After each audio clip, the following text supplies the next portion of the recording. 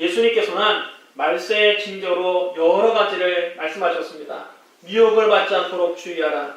많은 사람이 내 이름으로 와서 이르되 내가 그러하며 때가 가까이 왔다 하겠으나 그들을 따르지 말라. 난리와 소유의 소문을 들을 때에 두려워하지 말라. 이 일이 먼저 있어야 하되 끝은 곧 되지 아니하리라. 민족이 민족을 나라가 나라를 대적하여 일어나겠고 곳곳에 큰 지진과 기근과 전염병이 있겠고 또 무서운 일과 하늘로부터 큰 징조들이 있으리라. 주님께서 말씀하신 말세의 징조가 꼭 오늘날 뉴스를 보는 것 같습니다. 우리는 지금 현재 지구촌에서 벌어지는 일들을 보면서 그날과 그때가 심히 가까이 왔음을 알 수 있습니다. 예수님의 재림은 안 믿는 사람들에게는 멸망의 날이 될 것입니다. 그러나 우리 믿는 사람들에게는 그날이 구원이 완성되는 날입니다.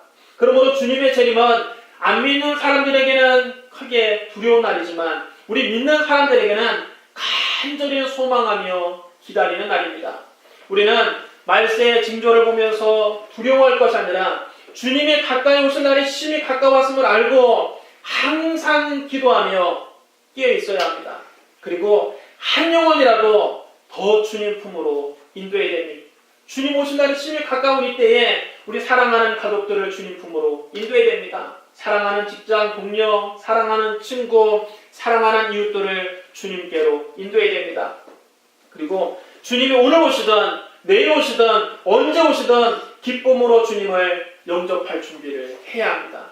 주님이 구름 타고 다시 오시는 날 공중에서 주의 얼굴을 다 뵙게 되는 저와 여러분 되시기를 주님의 이름으로 축원합니다. 그러기 예수님께서는 이런 모든 일 전에 먼저 그리스도인들이 박해를 받을 것이라고 말씀하셨습니다. 이런 말세의 징조가 나타나기 전에 먼저 심한 박해가 있을 것을 주님은 말씀하셨습니다. 이 모든 일 전에 내 이름으로 말미암아 너희에게 손을 대어 박해하며 회당과 옥에 넘겨주며 임금들과 집권자들 앞에 끌어가려니와 이 일이 도리어 너희에게 증거가 되리라. 이 말씀대로 초대교회 때부터 복음이 전파되는 곳마다 무서운 박해가 있었습니다. 예수님이 부활 승천하신 이후에 사도들은 예수 그리스도를 증거하다가 공에 잡혀갔습니다. 베드로와 요한이 기도하러 성전에 올라가다가 그 성전 민문 앞에 앉아서 구걸하는 한 거지를 보게 되었습니다. 그 거지는 나면서부터 못 걷게 된 사람입니다. 그가 베드로와 요한에게 무엇인가를 얻을까 기대하면서 간절히 바라는 눈빛으로 베드로와 요한을 쳐다보았습니다. 이 사람들이 나에게 금전을 줄 것인가 은전을 줄 것인가 동전이라도 하나 던져주겠지. 그때 베드로가 그에게 말했습니다.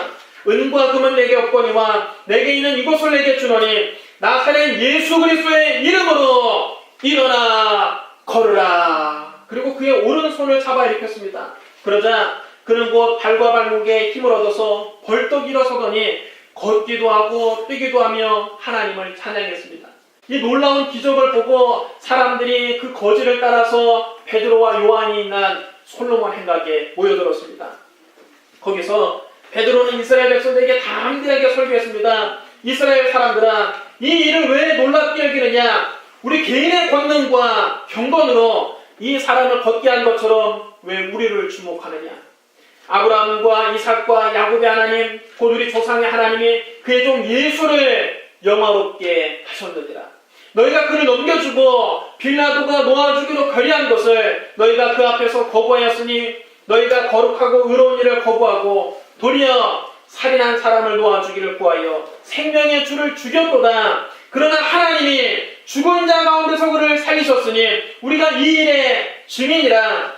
그 이름을 믿음으로 그 이름이 너희가 보고하는 이 사람을 성하게 하였나니 예수로 말미암아 믿음이 너희 모든 사람 앞에서 이같이 완전히 낫게 하였느니라. 사람들은 베드로와 요한이 대단해서 나면서부터 못 걷게 된 사람이 걷게 되는 놀라운 기적이 일어난 줄 알고 베드로와 요한을 주목했는데 베드로와 요한은 오히려 예수 그리스도만을 증거했습니다. 왜 우리를 주목하느냐? 우리 개인의 권능과 경건으로 이 사람을 걷게 하는 것이 아니라 너희가 십자가 못 박아 죽이고 하나님께서 다시 살리신 그 예수 그리스도의 이름이 이 사람을 걷게 만들었다는 것입니다. 이날 베드로의 설교를 듣고 약 5,000명이 회개하고 예수 그리스도를 믿었습니다. 사도들이 백성들에게 말할 때 제사장들과 성전 경비대장과 사두개인들이 왔습니다. 그들은 사도들이 예수 안에 부활이 있다고 전하는 그 가르침을 싫어해서 베드로와 요한을 붙잡았습니다. 베드로와 요한은 예수님께서 말씀하신 대로 잡혀서 공회에 끌려갔습니다. 이튿날 베드로와 요한은 대제사장들과 관리들, 장로들, 서기관들 앞에 서게 됐습니다. 그들은 두 사도를 가운데 세워놓고 물었습니다. 너희가 무슨 권세와 누구의 이름으로 이 일을 행하였느냐? 그때 베드로가 성령이 충만하여 이렇게 대답합니다. 백성의 관리들과 장로들아, 만약 병자에게 행한 착한 일에 대하여 이 사람이 어떻게 구원을 받았느냐고 우리에게 질문한다면 너희와 모든 이스라엘 백성들은 알라, 너희가 십자가에 못 박고 하나님의 죽은 자 가운데 살리신 나사렛 예수 그리스도의 이름으로 이 사람이 건강하게 되어 너희 앞에 섰느니라. 이 예수는 너희 건축자들의 버린 돌로서 질모퉁이의 머릿돌이 되었느니라. 다른 이로서는 구원받을 수 없나니 천한 사람 중에 구원을 받을 만한 다른 이름을 우리에게 주신 일이 없으리라. 베드로는 그 살기등등한 유대교 지도자들 앞에서 담대하게 십자가에서 죽으시고 부활하신 예수 그리스도를 증거했습니다. 그들은 베드로와 요한이 본래 배운 것이 없는 보잘것없는 사람들인 줄 알았는데 이렇게 유창하고 담대하게 말하는 것을 보고 놀라지 않을 수 없었습니다. 또 병이 나은 사람이 그들 옆에 사는 것을 보고 비난할 말이 없었습니다. 그들도 알거든요. 제사장들, 장로들, 관리들도 성전 미문 앞을 늘 지나다니면서 그 앞에서 구걸하는 사람, 평생 못 걷게 된 사람, 나면서부터 못 걷는 사람을 알고 있는데 그 사람이 바로 베드로와 요한 옆에 서 있는 것을 보고는 비난할 방법이 없는 겁니다. 그래서 이 대제사장들과 장로들과 관리들은 베드로와 요한을 일단 공회 밖으로 내보내고 난 다음 자기들끼리 의논을 했습니다. 이 사람들 도대체 어떻게 하면 좋겠소? 이들이 주목할 만한 기적을 행했다는 것은 예루살렘에 사는 모든 사람이 지금 다 알고 있고 우리도 이것을 부정할 수가 없어. 이 일이 사람들에게 더 이상 퍼지지 않도록 앞으로 이 이름으로 아무에게도 말하지 말라고 경고해 줍시다. 그래서 그들은 베드로와 요한을 다시 불러서 예수 이름으로는 말하지도 말고 가르치지도 말라고 명령했습니다. 그러자 베드로와 요한이 거기서 굽히지 않고 대답합니다. 하나님 앞에서 너희 말을 듣는 것이 하나님의 말씀을 듣는 것보다 옳은지 판단하라. 우리가 보고 들은 것을 말하지 아니할 수 없노라. 공의에서는 그들을 어떻게 처벌할지 더 이상 방법을 찾지 못하고 예수 이름으로 가르치지 말라고 단단히 줄만 주고 그들을 풀어줄 수밖에 없었습니다. 왜냐하면 모든 사람이 그 나면서부터 못 걷게 된 사람이 일어나 걷는 기적을 보고 하나님께 영광을 돌렸기 때문입니다. 예수님께서 말씀하신 대로 되었습니다. 그러므로 너희는 변명할 것을 미리 궁리하지 않도록 명심하라. 내가 너에게 모든 대적이 능히 대항하거나 변박할 수 없는 구변과 지혜를 너희에게 주리라. 예수님이 오늘 말씀하지 않았습니까? 사람들이 너희를 공회에 잡아가고 옥에 가두게 되겠지만 그들 앞에서 뭐라고 변명할지 미리 염려하지 말라는 것입니다. 성령님께서 너희에게 구변과 지혜를 주실 것이라고 말씀하셨습니다. 구변은 언변을 말하는 것입니다. 성령님께서 그 사도들에게 뛰어난 말씀실을 주셨습니다. 베드로와 요한은 본래 학문이 없는 무식한 사람들인데 성령께서 언변과 지혜를 주시자 대제사장들과 장로들과 서기관들조차 그들의 입담을 당해내지 못한 것입니다. 종교 전문가들이 그들도 배운 것이 전혀 없는 천한 어부 출신인 베드로와 요한을 상대로 말씀으로 이길 수 없었습니다. 성령이 그들에게 구변과 지혜를 주신 것입니다. 사도들은 또 예수님이 말씀하신 대로 옥에 갇히게 되었습니다. 사도들의 손을 통해서 백성들 사이에 표적과 기사가 많이 일어났습니다. 믿는 사람들은 모두 한마음이 되어 솔로몬 행각에 모이곤 했습니다. 나머지 사람들은 감히 그들과 어울리지 못했으나 백성들은 모두 다 예수 믿는 사람들을 칭송했습니다. 주님을 믿는 사람들이 더욱 늘어나면서 남녀 신도들이 큰 무리를 이루게 되었습니다. 심지어는 병든 사람을 메고 거리에 나가 침대와 요위에 누이고 베드로가 지나갈 때에 그의 그림자라도 누구에게 덮이기를 바랐습니다. 예루살렘 부근에 수많은 사람들도 모여와 병든 사람과 더러운 귀신에게 괴로움받는 사람을 데리고 와서 모두 다 고침을 받았습니다. 놀라운 기적이 베드로를 비롯한 사도들을 통해서 나타난 것입니다. 대제사장들과 그의 지지자들인 사두개파 사람들이 모두 시기심이 나서 견딜 수가 없는 것입니다.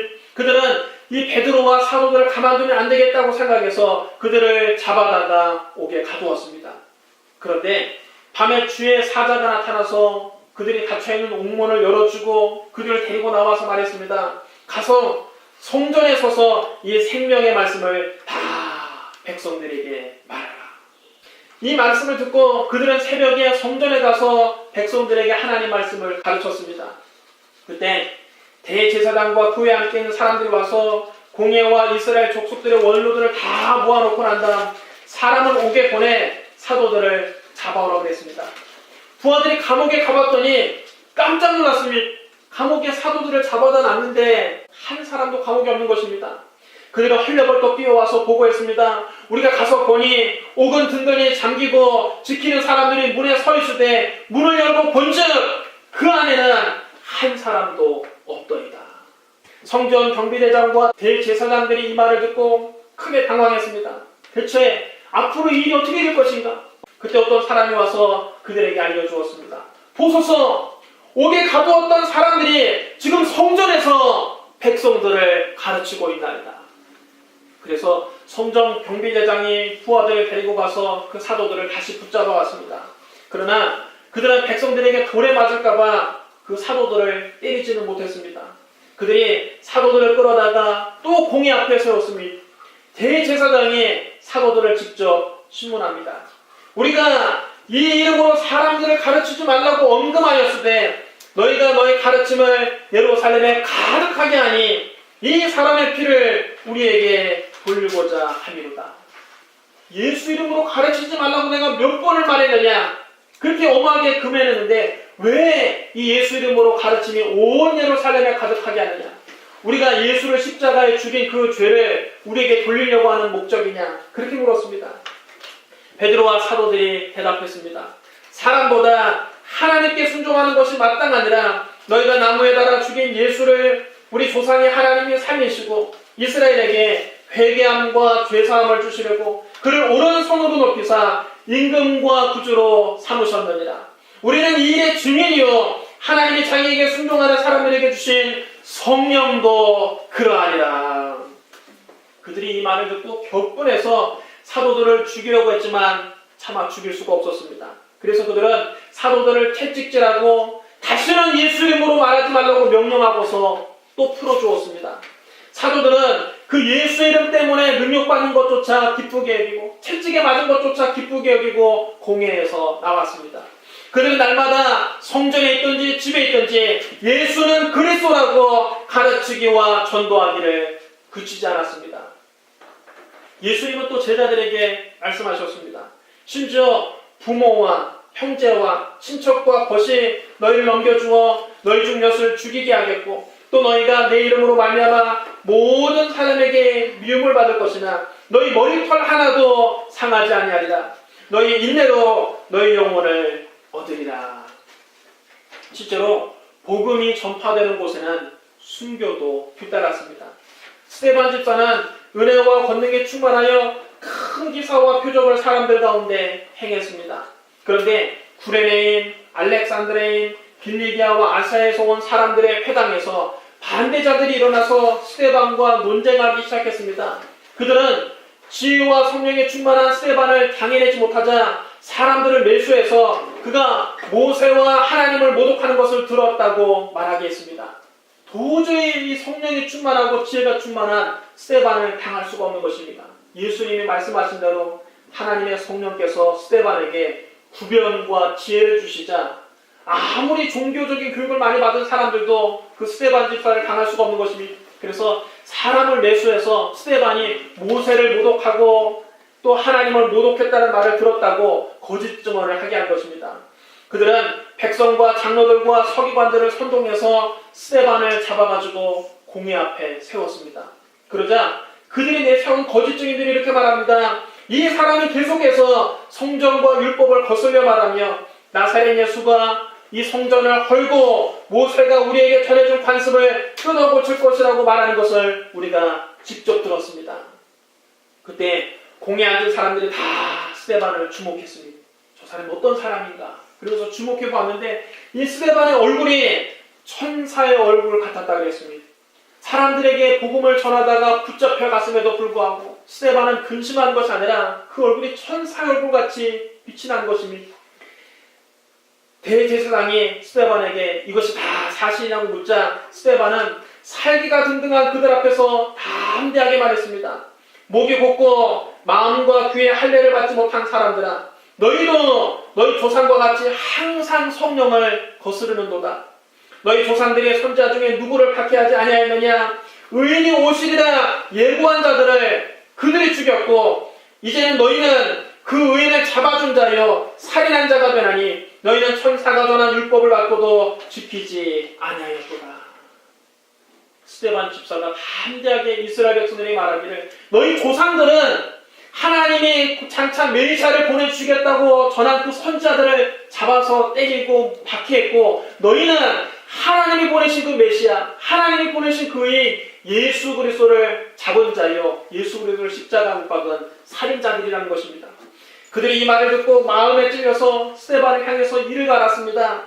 그러나 스데반은 성령에 충만해서 하늘을 우러러보고 하나님의 영광과 예수님이 하나님 우편에 앉은 것을 보고 이렇게 외쳤습니다. 보라! 하늘이 열리고 인자가 하나님 우편에 서신 것을 보노라.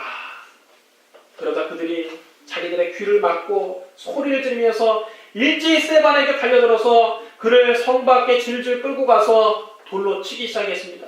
스데반은 사람들이 던지는 그 무서운 돌에 맞으며 부르짖었습니다. 주 예수여 내 영혼을 받으시옵소서.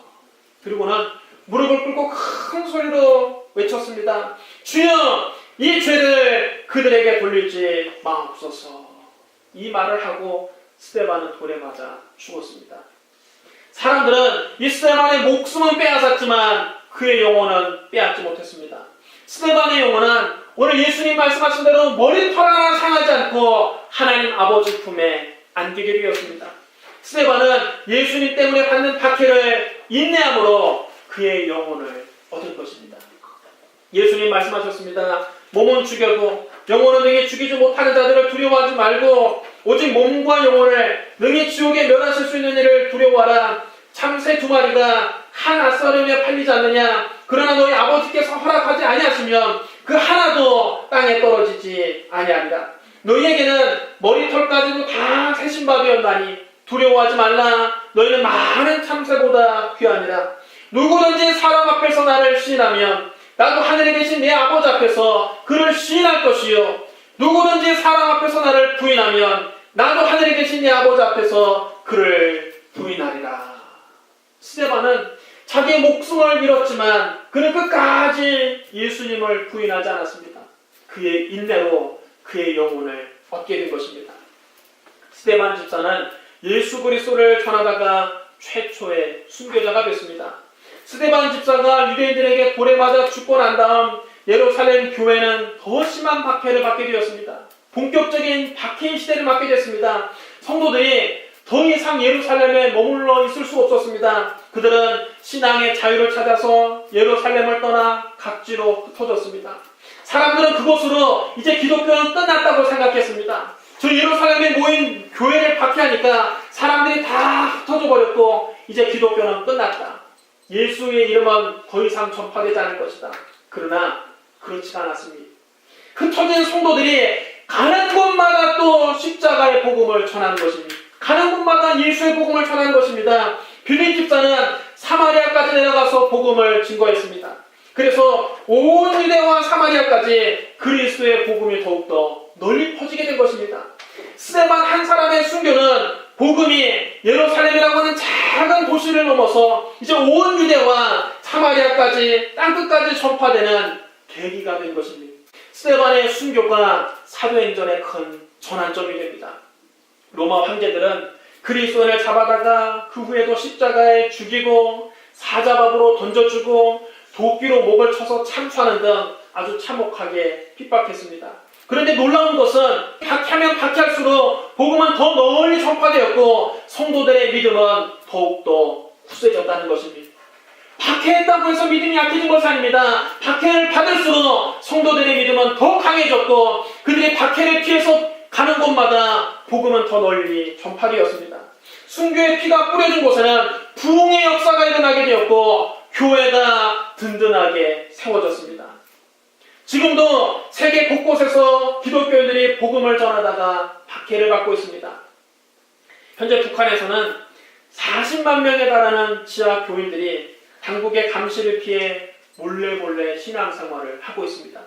북한의 성도들은 대개 폐광이나 방공호 등 은밀한 곳에서 대여섯 명씩 소규모로 신앙생활을 합니다. 그들은 이 성경책을 가지고 있으면 그 자체로도 큰 죄가 되기 때문에 성경책을 비닐로 꽁꽁 싸서 뒷마당을 파서 그 속에 성경책을 감춰두면서 몰래 꺼내서 성경을 읽으며 신앙생활을 유지하고 있습니다.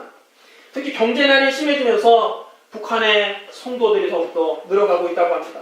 이러다 보니까 체제 붕괴를 우려한 북한 당국의 처벌도 강화되었습니다. 북한에서는 기독교 신자로 붙잡히면 사형을 당하거나 정치범 수용소인 요독 수용소에 감금됩니다. 신앙생활하다가 수용소에서 3년 동안 고초를 겪었던 사람이 수용소 생활에 대해서 이렇게 증언했습니다.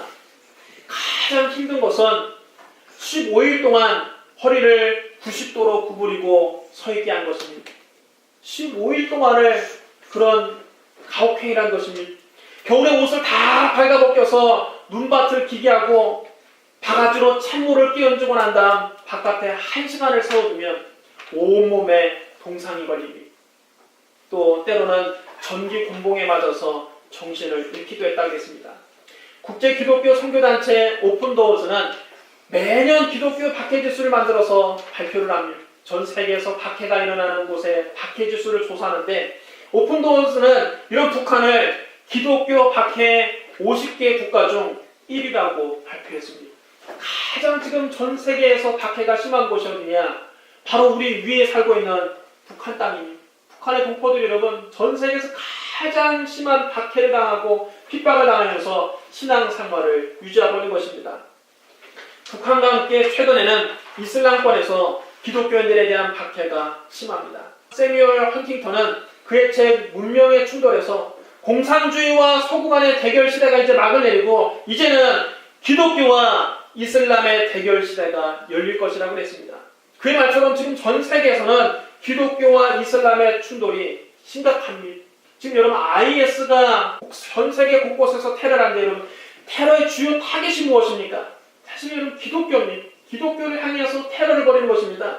21세기가 되면서 이슬람 사회에서 박해와 핍박이 더 심해지고 있습니다. 우리 이렇게 자유롭게 예수를 믿기 때문에 종교 박해에 대해서 피부로 절감하지 못하고 있지만 지금도 전 세계 곳곳에서 사우디아라비아, 예멘, 아프가니스탄, 수단 같은 이슬람 국가에서는 예수 믿으면 직장에서 쫓겨납니다. 감옥에 갇히기도 합니다. 사형당하기도 합니다. 재판 없이 동네 사람들이 돌팔매로 죽이기도 합니다. 재판하고 자시고도 없고 예수 믿거나 성경책을 읽거나 그러면 데려다가 마을 사람들 그냥 민간 재판하는 것입니다.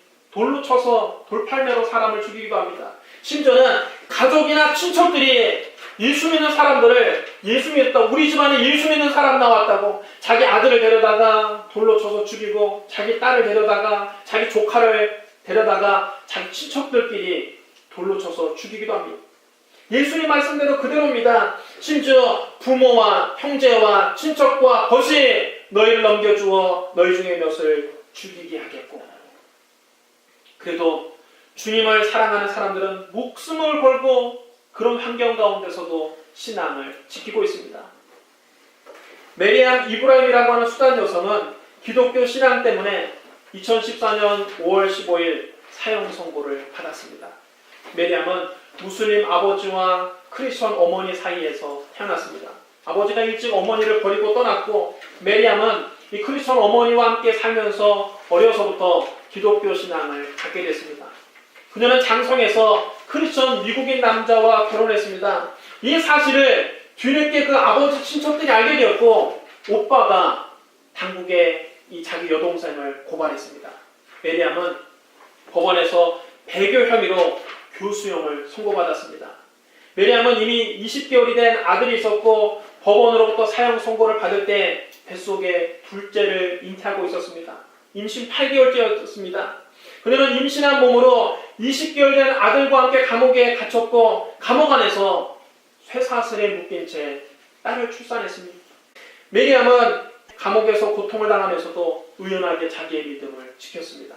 수단의 사법당국이 기독교를 포기하고 신앙을 포기하고 이슬람으로 개종하라고 3일간의 시간을 주었습니다. 이제 마지막으로 너에게 기회를 준다. 3일 동안 기독교를 포기하고 예수를 포기하고 이슬람으로 돌아오면 용서해 주겠지만 이슬람 신앙을 갖지 않으면 죽이겠다고 했습니다. 하지만 메리암은 흔들림 없이 자기의 믿음을 지켰습니다. 그 믿음을 버리지 않았습니다. 그 3일이 지나고 난 다음 법정에서 메리암은 최후 진술로 판사에게 이렇게 말했습니다. 나는 지금까지 크리스천이었습니다. 그리고 앞으로도 크리스천으로 남을 것입니다.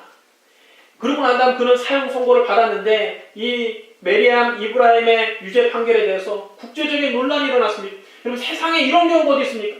예수 믿는다고 그게 무슨 큰 죄라고 사형 선고를 내립니다. 국제적인 인권단체에서 일어나고 미국과 영국, 캐나다 등 외국 대사관에서 수단에 강력하게 항의했습니다. 이런 법은 없다. 이 무슨 메리암이 무슨 큰 죄를 졌다고 여자를 감옥에서 출산하게 만들고 그것도 모자라서 사형까지 시키느냐. 강력하게 항의한 결과 결국 메리암은 사형 선고를 받은 지 한 달여 만에 감옥에서 풀려났습니다. 그 다음날 메리암과 그의 가족들은 미국행 비행기에 올랐습니다. 미국에서 그들을 망명자로 받아준 것입니다. 현재 메리암 가족은 미국의 뉴햄프셔에 살고 있습니다. 메리암은 종교적인 박해를 받는 사람들을 위한 구명운동을 벌이기를 원하고 있습니다. 메리암이 말했습니다. 감옥에서의 시간은 결코 나에게도 쉽지 않았습니다. 그 고통은 말로 형용할 수 없습니다. 그런데 수단에는 나보다 더 심한 환경에서 고통을 당하는 사람들이 지금도 있습니다. 슬프게도 이런 박해가 법을 가장해서 벌어지고 있습니다. 그래서 법이 사람들을 보호하는 것이 아니라 오히려 사람들을 해치고 있습니다. 나는 나의 생애를 어려운 환경 속에서 박해받는 수단의 여성들과 크리스천들을 위해서 바칠 것입니다. 수단과 전 세계 곳곳에 지금도 또 다른 메리암들이 많이 있습니다.